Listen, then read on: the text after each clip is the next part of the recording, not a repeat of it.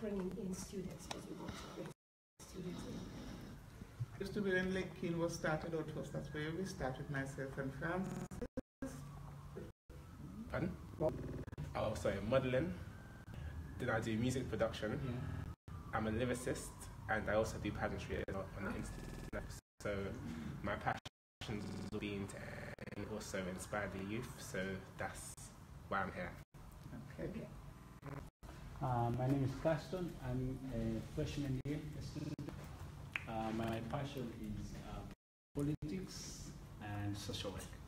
So I was quite impressed and interested when I saw the topics which Chris wrote in the invitation. So I thought I could participate and learn something. Okay, that's great. Well, let's start. I'll start by sort of talking about why we're here. I mean, first of all, thank you for coming, because this is the sort of meeting that people don't come to, planning meetings. They come to events. They come to, you know, when we're discussing a big issue, you get quite a lot of that. And we often have more students want to come than we can actually have in the room. And that's encouraging, because it's made us think what we can do else to actually get those students involved. We are beginning to do a number of collaborative events with other organisations, and we also do online global webinars around various issues where we get lots of people in, either to give a presentation, to join in the discussion. Sometimes we get MPs on and we question them, and we've linked MPs up with students. For example, with Christchurch University, we've linked an MP up with a politics class. That became a really good, interesting thing to do in Conway Hall, and we're having monthly meetings with them. And we're doing those meetings on two things. One's future democracy and the other's transforming education to make it relevant to what we want in the 21st century. We have our first meeting of that next week, when we're looking at 4 models of alternative democracy to the one that we have at the moment in the UK.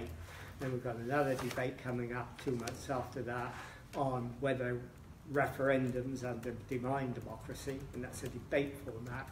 And we have a House of Commons meeting at the end of February on whether 2018 will be a critical year as to whether our democracy will survive in a healthy condition. And we've got an MEP who's hosting that particular meeting. Then we will be doing on education transformation. The other thing that we want to do, and this is where Chris comes in a way, is that London Met has been involved now for quite a while, and we've done quite a few things with them, and events with them, and students have arrived at our meetings, different types of meetings. But what we've never done is something jointly with them here, and that was something that we did discuss some time ago that we wanted to do.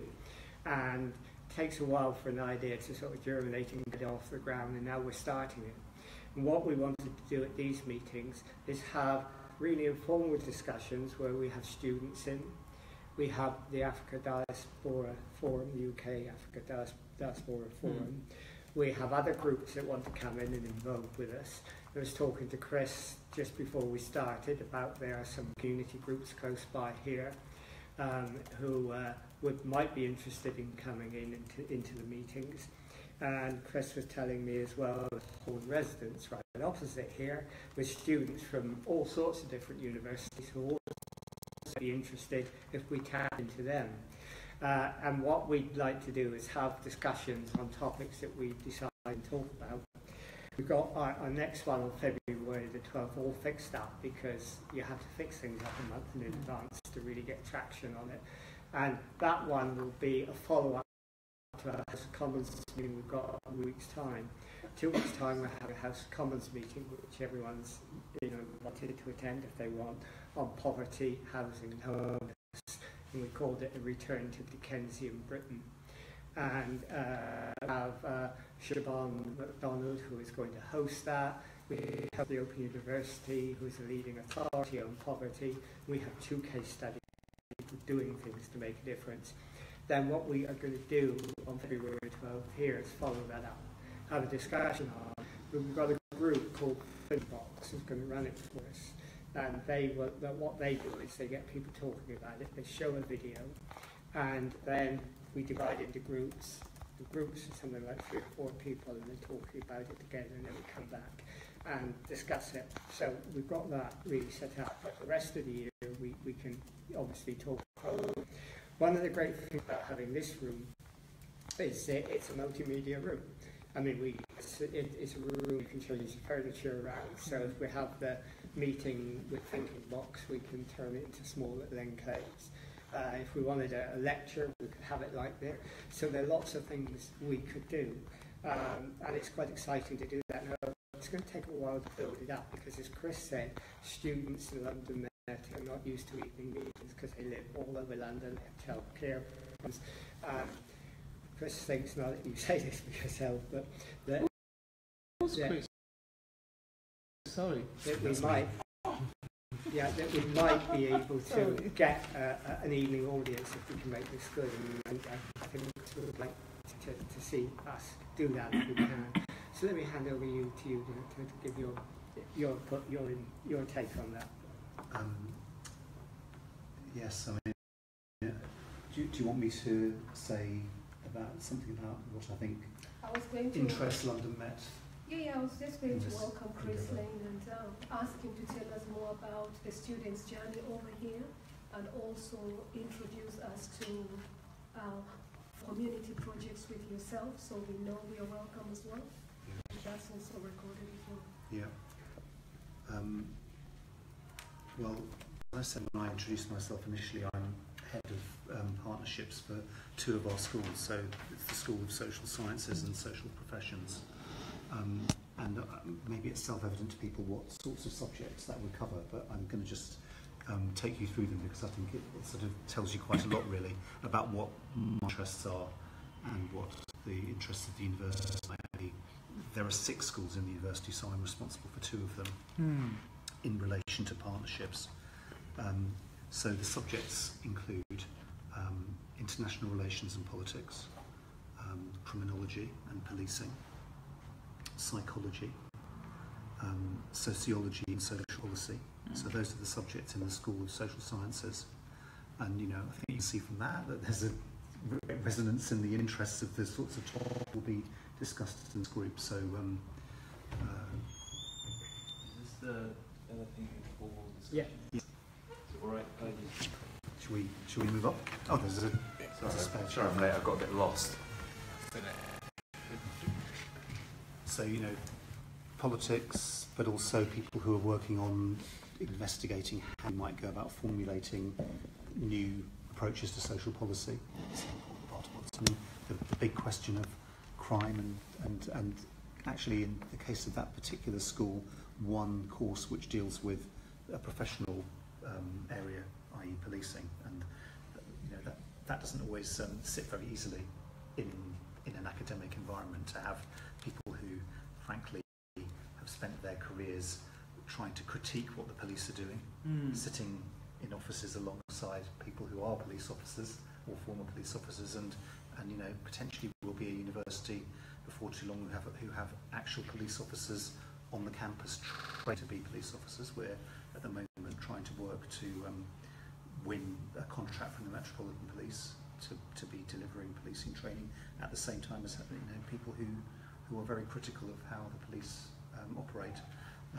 So there are interesting tensions just within one school or one subject area in the universities. But anyway, that's the social sciences. And then I'm also responsible for a school that contains social work, teaching, community development and leadership, health and social care, and early childhood studies, and also public administration. So there's a sort of strange separation between the professions and the very vocational subjects like training to be a teacher and the subjects that are maybe you could say more academic, although there is a crossover given that policing is not in the social professions, it's in the social sciences. But I think that's a very sort of false division really, because actually all of the courses that we aim to offer at the university are all about putting theory into practice and trying to make a difference, and I think that's something that the staff at the university and the students at the university have as a common principle really, that you know, we work together in a community, trying to help people to think about how they can gain the knowledge that they need to be able to transform the communities that they live and work in. So I think that's a kind of common agenda. My own background is in fine art really. So I went to the Slade at UCL, and I spent 5 years painting and making installations and making sculptures, and then I practiced as an electronic art really in the most recent work that I've done, which is probably about 6 or 7 years ago now. I had an exhibition at the International Institute of Visual Arts in Hoxton, where I curated lots of work that used electronic innovative techniques like interactive floors to engage audiences. So, you know, I've got this slightly strange position within the university where I work within a social sciences school, but I've got kind of creative practice and also expertise around computing as part of my interests. So I thought I'd just give you a little bit of a kind of personal note on how I fit in to the location that I have within the university.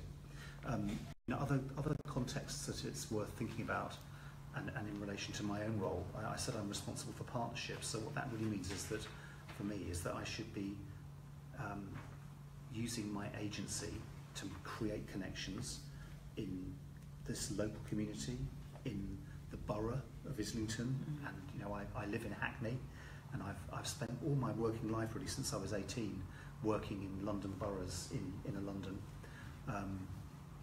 So you know, that's a really important thing to me. But I think my role in relation to my job, my head of partnerships role, is to use those connections to make value for the students who are in the university, and ultimately that's, you know, why I do my job. It's to help the students who I'm supporting and the university is supporting to get the most out of being at university, especially considering they're paying large, as you know, you're just starting on a 4-year course, so you know that it's a very expensive undertaking, and there are risks associated with that. So I think I should be trying to do everything I can to, you know, make sure that the networks are available to help you connect with people who will help you fulfill your ambitions as a student. And so I think that, you know, there are, in terms of partnership, there's all of that local and regional work.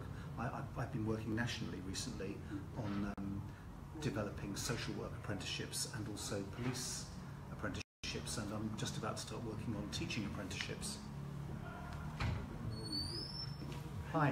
Hi. Sorry we're late. That's okay. Do you want to grab the chairs and bring them round?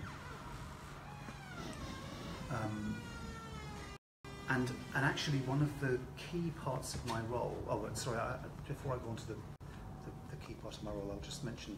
I've said sort of, you know, in the university, local, regional, boroughs, and I've started an international role around developing new professional programs in apprenticeships, but I've also got an international remit. So I've been working recently actually in a country with not a particularly good human rights record, Uzbekistan, a very poor human rights record, but one that's had a recent change of president, and I've been working as a consultant for the Ministry of Higher Education there, and I've made 2 visits in 2017. I'm going again in February to advise them about how they might shape the higher education curriculum to make it more relevant to students, to give them a greater connection into the economy, into economic development, into community development, and into the students there in Uzbekistan getting more out of their university education. So coming back to my kind of key role, it's around employment outcomes. So I'm sort of conscious that people don't necessarily think university should be just about getting a job. You know, it should be about much more than that.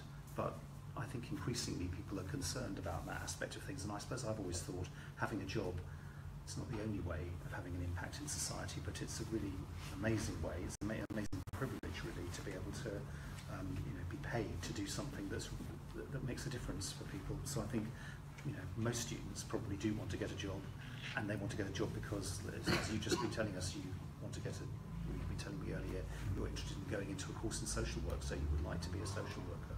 And I think making a better connection between the investment that's made in students and in their education, and then making it more likely that they will be able to use that education to transfer knowledge out into the community and make an impact is a really important thing for the university. And as part of that, the university's moved recently to make work-related learning a much more integrated part of the curriculum. And actually it's really from that agenda that I met Francis probably 3 or 4 years ago, because we had a project initiative where we were looking at how the university engaged with the community. And Francis was introduced to me as someone who was operating an organisation which did lots of connecting people up and addressing important issues, using technology in interesting ways to bring people together, maybe who can't come to physical meetings. And I think that there's a real opportunity to collaborate there, really, and some shared interests. And then in relation to the African UK Diaspora AFRICA Forum. I reached out to you at one time. Yeah, I mean, so we've known each other for years because I'll come back. you were a student previously, but we met again at the recent London Political Summit, which was organised by a current student. And I think that for me that was an interesting experience, because the university, as many of you will know, the university is known for its diversity, and in the past one of the things that people have said is that there have been more students with a African or Caribbean background in London Metropolitan University than the whole of the Russell Group of universities put together. So shocking statistics really about the lack of representation in other institutions, but on the other hand, something in our institution that we're very proud of. But then I think that a kind of critical question I would pose to the university is how well do we actually reflect the diversity of our students and our students' interests in the curriculum. And so we ran this event collaboratively with looking at issues particularly relating to Africa and politics. Juliet was a panel member on, and I'm really interested in seeing the agendas relating to that particular area of the world coming into our curriculum, but having these meetings may be a way of doing that as well. And I think that's going to be important for our students, and ultimately the diversity of our students needs to be reflected in the curriculum, because I think in order for our students to succeed, they need to feel that and see that the things that are their interests are reflected in what they're learning, and that the knowledge, the focus of where knowledge is developing, is in the areas that are a priority for them. So I think that this is one way of helping to do this, and I'm interested in doing it through the things that are kind of aside from the curriculum as well. Maybe I'll just say one more thing, which is that when I was a student, I said I did fine art.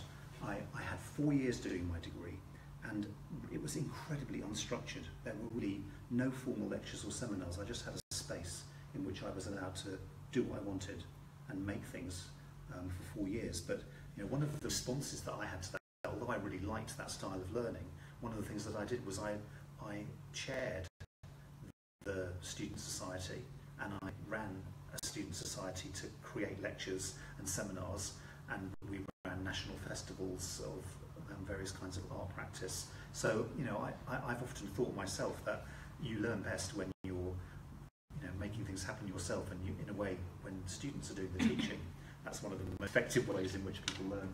So I think that's a really important value to bring into this kind of endeavour, evening provision that is linked to the curriculum but also independent from it. Okay, and we've got, thanks, so we've got 3 new people just come in. Would you like to introduce yourself?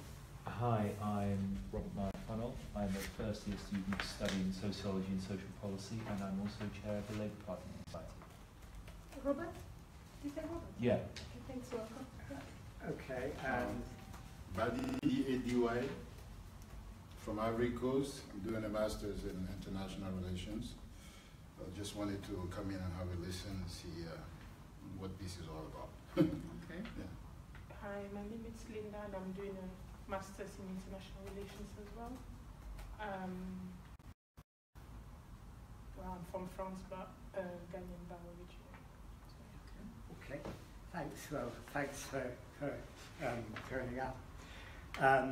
Anyhow, I'm going to hand over to Juliet now, who's going to sort of lead the discussion to see the sort of things that we can do. I've got a couple of ideas because we've got people who are very interested in doing things for students, and I'll bring that in as we talk about it, but I don't want to take the lead on it. So, Juliet, do you want to take over and see how we can get people to talk about the things that we're going to do? I mean, just to recap for the three people who came late, we're trying now to have monthly meetings here at London Met to involve the student, general audience for Global Net 21 and communities, often local communities and other universities.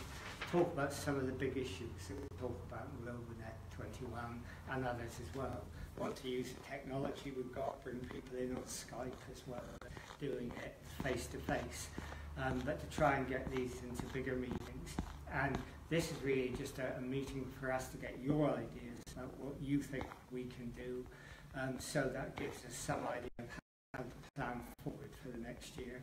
So that's just a recap for the three of you who came in a bit better. Do you mind if I just ask a quick question of the people who are from London Met? Has anybody been involved in any of the events that Francis and Global Net 21 have offered before? Because you may have seen that we've emailed out before about their events programme. So, I mean, it is an amazing programme of events that take place, particularly in Parliament, that normally have an MP or MEP involved, and academics maybe from various universities contributing to a discussion. We hold about 75 events a year of different kinds, and lots of your students come to our House of Commons events. They really like to do that and be involved. You know, Chris and his department will let people know when those events are on, so please, book in if you want to come. And this was partly about looking at how we can work more closely and collaboratively, not just with Global Net 21, but with Africa Diaspora Forum as well. Question. Yes. I got an email about those events at the House of Commons, and I did book to take part, but a few minutes later I got an email saying that it was all completely booked. I couldn't take part. So I don't know how it works. How do you book? Well, we had in the last meeting we had in the House of Commons, we had 400 students who were interested from here, and there was no way we could get 400 in. So really, we had to take, first come, first served. So it's always important, if you want to come, to book quickly. And one of the reasons for having these meetings is to see what follow-up we can do for students who don't get in as well. And that's important to do. But, if we find the demand increases, we'll try and increase the number of meetings we have in the House of Commons if we can. But of course, the work is getting an MP to host it. We have to do that every time. And during this formal discussion, anything that you've missed out will always be discussed in an informal discussion. So don't feel you've missed out. You've got my number, you've got his number. You will always be informed, but it's best to get in there if you can get in there.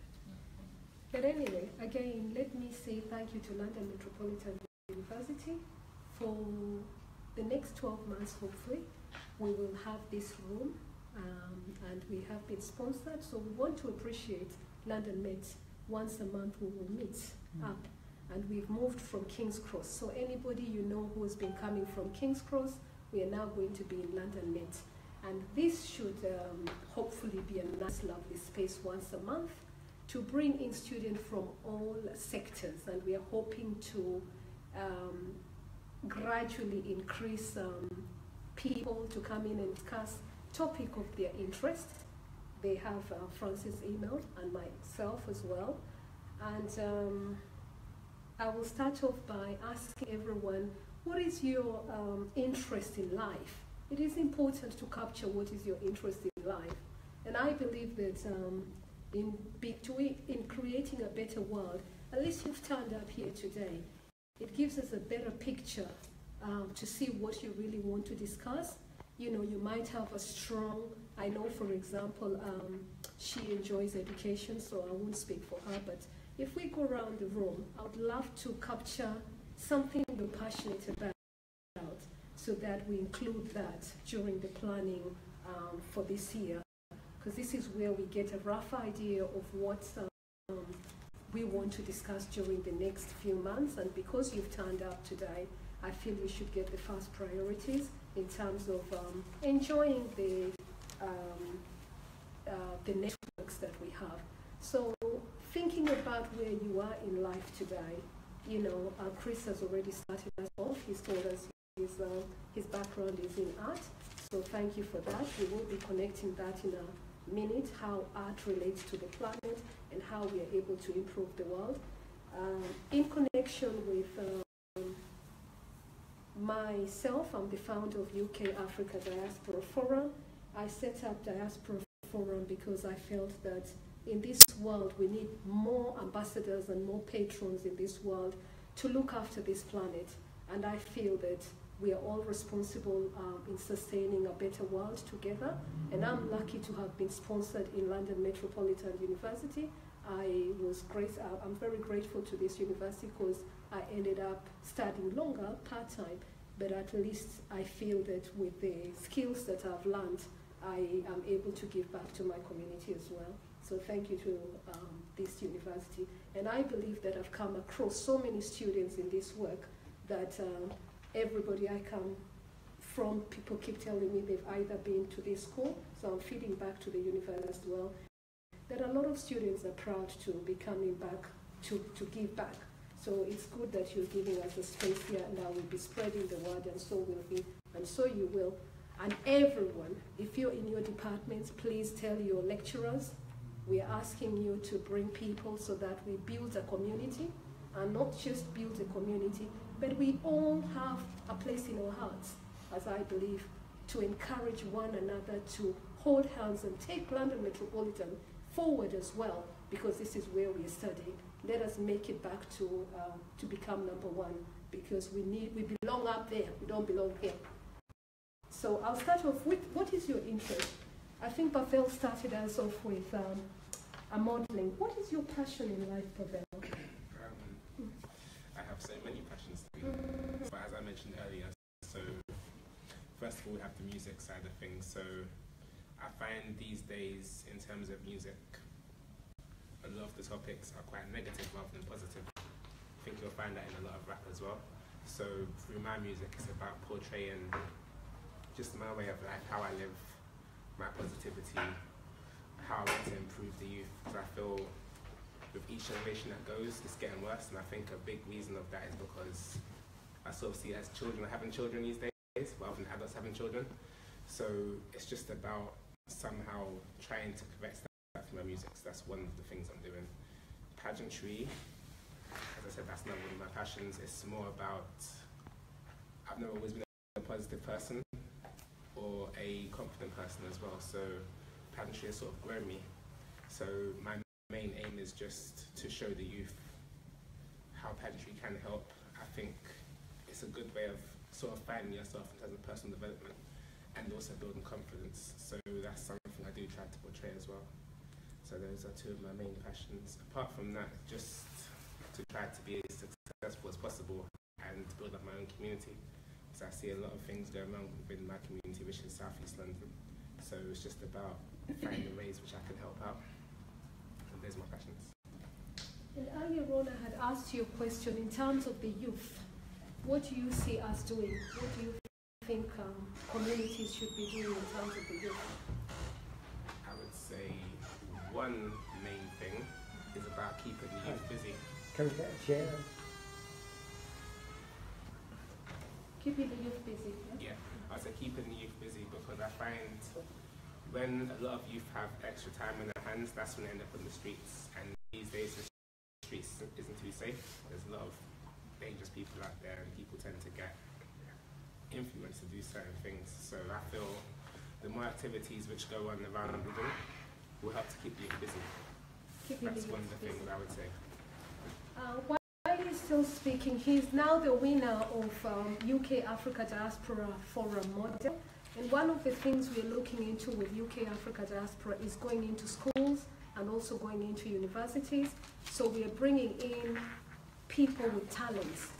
Chris, we've got a big group of youths for you who are interested to come in with their talents, and we can use talents within the community to bring them within this kind of environment. And that means that we are not just developing the adult sector, but all the youth between age 18 and 50. We've increased it to 50 years old now. So we're saying we're saying from 19 years old, we took 19, isn't it? 19 years old to 40, to 50 years old. So we've got that sector covered for you. Yes, Elisa, tell us what is your interest? What's my interest? Education. I think we're in the right place here. And I'll just leave it at that, because this is something that we need to follow up with more details later on. And while you're on education, let's go to education as well, I think. Yeah? Okay, cool. Right now, I am interested in seeing how SDGs, sustainable education for sustainable development, is taken up at in a higher education or even in schools up to preschools. How that is going. That is the most urgent thing right now, because the UN has taken it up. Now we are 2 years into that, and there has already been assessments every July. So we have to do that for that sake. The youth need a future. And the UN, that's a very good point there, because I've sent some money to the UN, £366. And with an idea to start a fund just for people, ordinary people. Everyone in the world just put £1 or $1 or whatever the money is, wherever they live in the world. They need to collect money from people, that the poor can have money instead of constantly begging. And also it can encourage people in their own country to do things that they want to help themselves, instead of always begging, because all people always seem to be begging, and we are always seen as a pressure on the mainstream. That's something that I'm working on as well. I haven't heard back from them yet, but I've asked twice since I went back to the United Nations to make sure you follow up on that, because it's important that everyone in the world have achieved something. And this might take 100 years to do. I may not live to see it finished, but at least someone has to start one step at a time somewhere. Thank you. Could we go to the students, please? Yes, what would you like? My interest, Badia. Human rights. Human I've in the course of my employment with various organizations that I won't mention here for reason of confidentiality, I've noticed that things are always done in crisis area after the fact. We need to be proactive, and that's the reason why I came back to university to study international relations and human rights, in order to go back in the regions such as West Africa, where I'm from, that have suffered human rights abuse, innocent people, with all these crises that are going on. And so that's my main interest, really.